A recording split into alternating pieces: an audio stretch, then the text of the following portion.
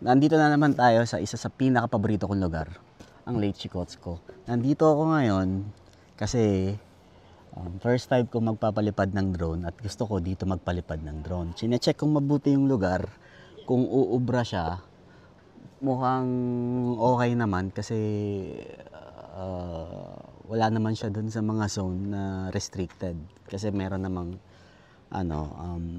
drone maps dito na makikita mo kung saan ka pwede magpalipad ng drone.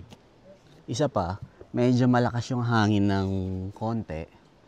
Magaang yung drone natin. Ito yung bagong labas ng DJI. Ito yung DJI Neo. Mapalipa rin ba natin? Sayang, ang ganda ng panahon, walang ulap. Kaso medyo mahangin ng konti. Bahala na, try natin. Try natin magpunta ron sa dulo ng lake. Baka walang masyadong tao. Doon natin try paliparin si Neo. Kasi nakakatakot pa, hindi pa ako masyadong sanay magpalipad. Kasi first time ko talaga magpapalipad ng drone. Zero experience talaga ako. So try natin, tingnan natin. Baka walang tao doon sa dulo. O meron man, baka mauubos din yan. Nagkukuha lang naman ng picture yung iba. Tapos, antayin natin kumonte. Tsaka natin try palibas. Ilabas at paliparin si Neo. Ayan. Napakaganda talaga ng lugar na to. Lalo pagka ganyang napakaganda ng langit. Walang ulap masyado. Kitang-kita mo yung reflection ng lake, ng langit, tsaka ng buong lugar. Eto na si Neo, hawak ko na. Kinakabahan ako, hindi ko alam kung papaliparin ko o hindi. Kasi dumami na naman yung tao. Kanina wala na eh. Kaya nilabas ko na siya eh. Ngayon dumami na naman yung tao. Ayan, nagdadatingan pa.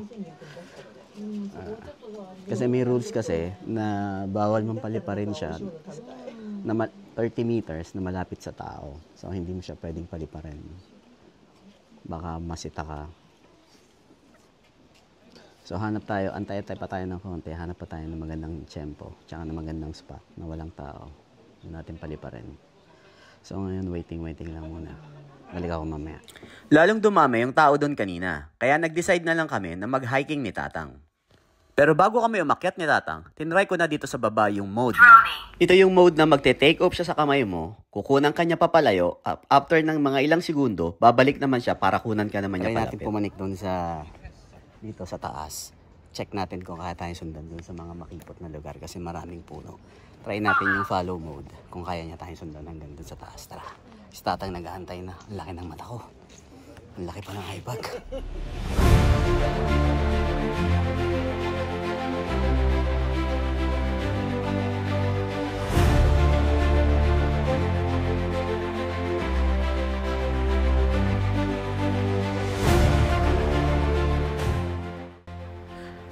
Sa totoo lang, sobrang kaba ko habang paakyat kami ni Tatang, kaya di ako masyadong lumalayo sa likod niya. Dahil baka madulas o matisod siya papunta sa kanan, bangid ang lalaglagan niya dyan. Para po sa inyong kaalaman, 82 anyos na po itong si Tatang. Nakakabilib para sa edad niya na yan, na kaya niya pang gawin yung mga bagay na to. Mapapa, sana all ka na lang talaga, Tatang. Ayan na, untik na siyang matisod papunta sa kanan, di ba? Kaya, kinuha ko muna yung drone at nagpahinga kami sandali.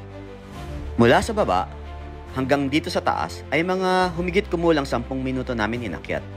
At sa wakas, nakarating din kami sa taas. Nakahinga na rin ako ng maluwag. Ay, thank you Lord. Ayan. Andito kami ngayon sa spot kung saan wala masyadong tao. Kaya dito, pwede kami magpalipad na. Masusubukan ko na yung ibang settings niya, yung mga presets niya, mga mode. Okay, try natin yung ibang mode. Circle.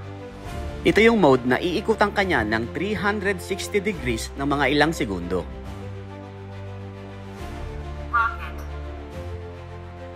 Sa rocket mode naman, kukunan ka niya ng top shot mula sa baba hanggang sa taas ng mga ilang metro ang distansya. Dito naman, tinry kong mag-manual control gamit ang cellphone. May mga nakasabay nga kami isang pamilya ng Japanese at nagpaalam muna ako sa kanila kung pwede ko silang kunan. Pumayag naman sila at bilang pasasalamat, sinend ko sa kanila yung drone footage na kasama sila. Automatic control. Try naman natin ang manual control. Kapit natin tong remote control. Tingnan natin kung gaano kabilis, saka kung gaano kaganda yung mga footage na makukuha niya. Ang ganda ngayon dito. Buti nga nakita namin itong lugar na to, walang tao. At least pwede ako mag-practice. So kabit ko lang to. Check natin ulit. Dito, pinapalipad ko na siya gamit ang RC Entry Remote Control. Malaki ang pagkakaiba ng bilis ng lipad niya kapag ito ang gamit mo. Dahil sa cellphone, 7 kilometers per hour lang ang maximum speed na kaya niya. Kumpara dito sa RC Entry Remote Control na from 14 kph ay hanggang 28 kilometers per hour ang maximum speed. Pagkatapos ng ilang minutong practice at palpak na flight test, at makailang ulit na pagbangga sa mga dahon at sanga na nakapaligid dito, at halos sumalpok pa nga sa mukha ko kanina, hindi ako sumuko hanggang makuha ko ang drone shot na to.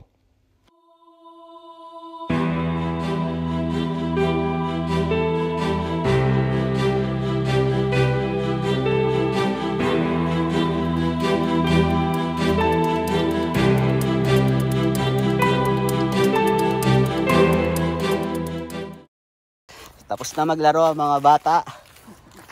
Kailangan namin umuwi. Nakakalibang, sarap paliparin. So sa susunod, sa ibang location naman tayo. Pero ngayon baka may chance pa kami magpunta. Magpalipad ako doon sa may side ng lake. Tatry ko kung pwede ako magpalipad doon. Tara, lipat tayo pero kain muna tayo. Try din natin kunan ngayon habang pababa kami. Tingnan natin kung ano yung anggulong makukuha niya. Ngayon baba na muna kami, kakain ng lunch. Tapos try ulit natin magpalipad doon sa tabi ng sa daan doon mismo sa may tabi ng lake. Video tayo ulit mamaya.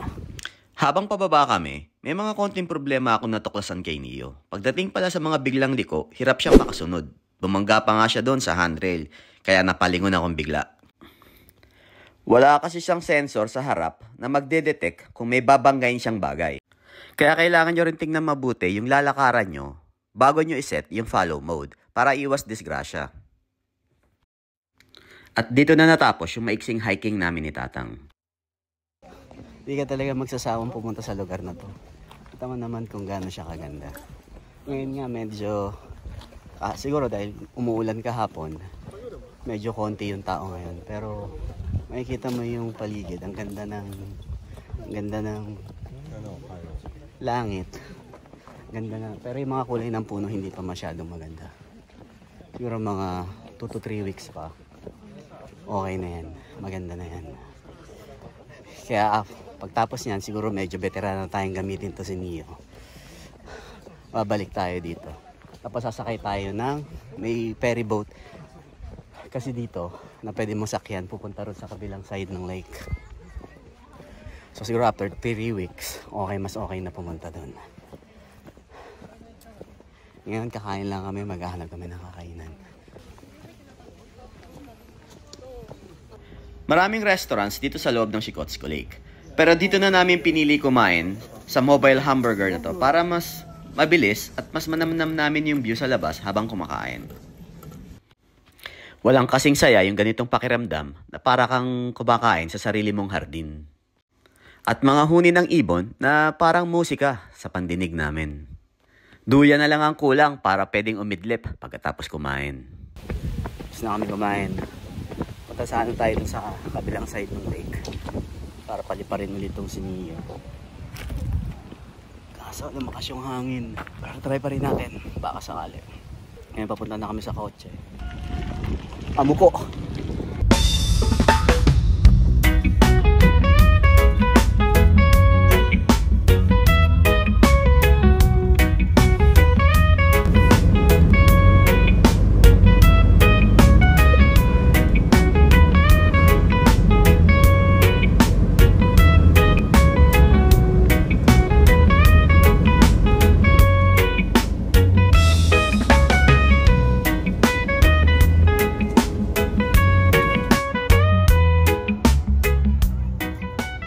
Nandito na tayo ngayon sa kabilang side ng lake.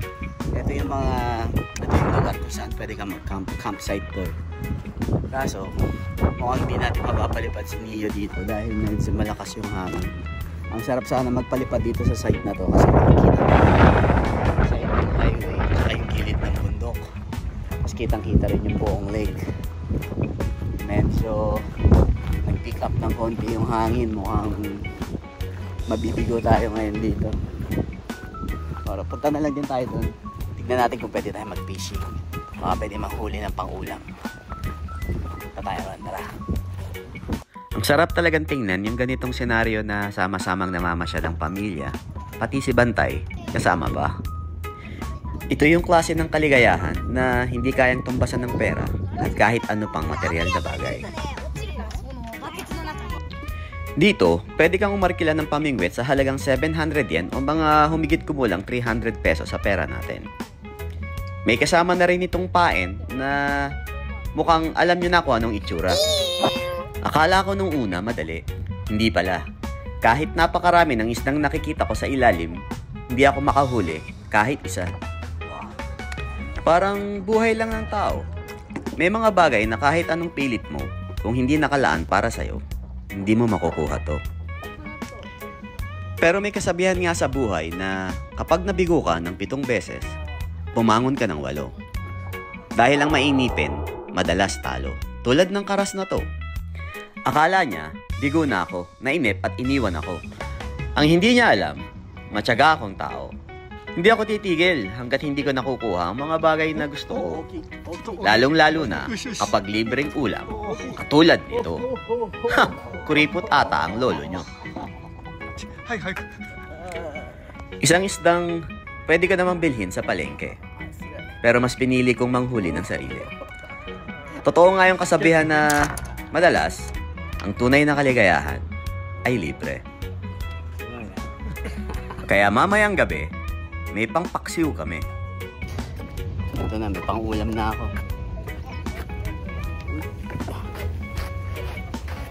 Dito, kailangan na naming isoli yung mga gamit na inarkila namin kanina para maiuwi na din namin yung mga isdang nabingwit namin ni Tata.